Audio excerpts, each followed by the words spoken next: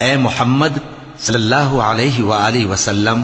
سورج کے ڈھلنے سے رات کے اندھیرے تک ظہر، عصر، مغرب، عشاء کی نمازیں اور صبح کو قرآن پڑھا کرو، کیونکہ صبح کے وقت قرآن کا پڑھنا فرشتوں کی حاضری کا موقع ہوتا ہے۔ اور بعض حصہ شب میں بیدار ہوا کرو اور تہجد کی نماز پڑھا کرو، یہ شب خیزی تمہارے لیے ایک اضافی عمل ہے۔ امید ہے کہ اللہ تم کو مقام محمود پر فائز فرمائے۔ اور کہو کہ اے پروردگار، مجھے مدینے میں اچھی طرح داخل کیجو اور مکے سے اچھی طرح نکالیو، اور اپنے ہاں سے زور و قوت کو میرا مددگار بنائیو، اور کہہ دو کہ حق آ گیا اور باطل نابود ہو گیا، بے شک باطل نابود ہونے والا ہے۔ اور ہم قرآن میں وہ چیز نازل کرتے ہیں جو مومنوں کے لیے شفا اور رحمت ہے، اور ظالموں کے حق میں تو اس سے نقصان ہی بڑھتا ہے۔ اور جب ہم انسان کو نعمت بخشتے ہیں تو روح گرداں ہو جاتا ہے اور پہلو پھیر لیتا ہے، اور جب اسے سختی پہنچتی ہے تو نا امید ہو جاتا ہے۔ کہہ دو کہ ہر شخص اپنے طریق کے مطابق عمل کرتا ہے، سو تمہارا پروردگار اس شخص سے خوب واقف ہے جو سب سے زیادہ سیدھے رستے پر ہے۔ اور تم سے روح کے بارے میں سوال کرتے ہیں، کہہ دو کہ وہ میرے پروردگار کا ایک حکم ہے، اور تم لوگوں کو بہت ہی کم علم دیا گیا ہے۔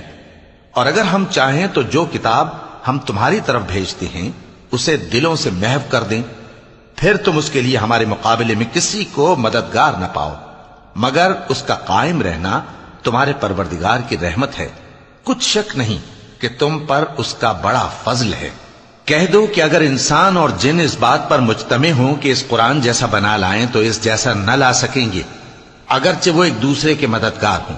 اور ہم نے قرآن میں سب باتیں طرح طرح سے بیان کر دی ہیں، مگر اکثر لوگوں نے انکار کرنے کے سوا قبول نہ کیا،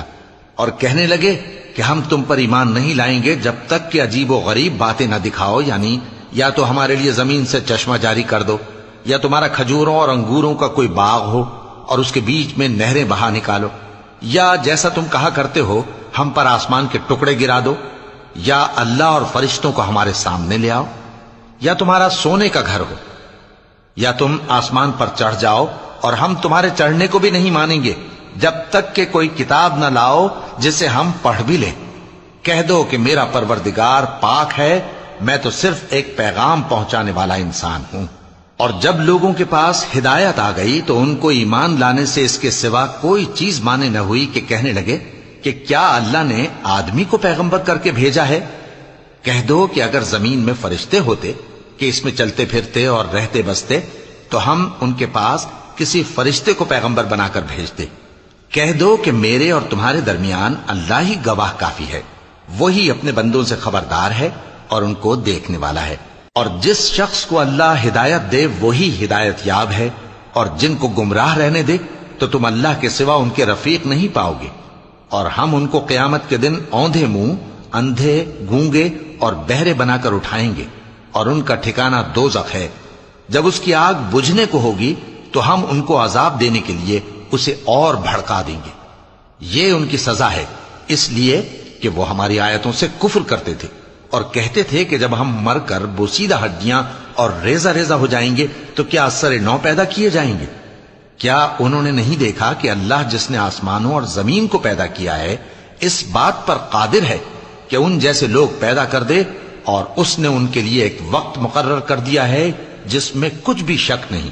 تو ظالموں نے انکار کے سوا اسے قبول نہ کیا۔ کہہ دو کہ اگر میرے پروردگار کی رحمت کے خزانے تمہارے ہاتھ میں ہوتے تو تم خرچ ہو جانے کے خوف سے ان کو بند کر رکھتے، اور انسان دل کا بہت تنگ ہے۔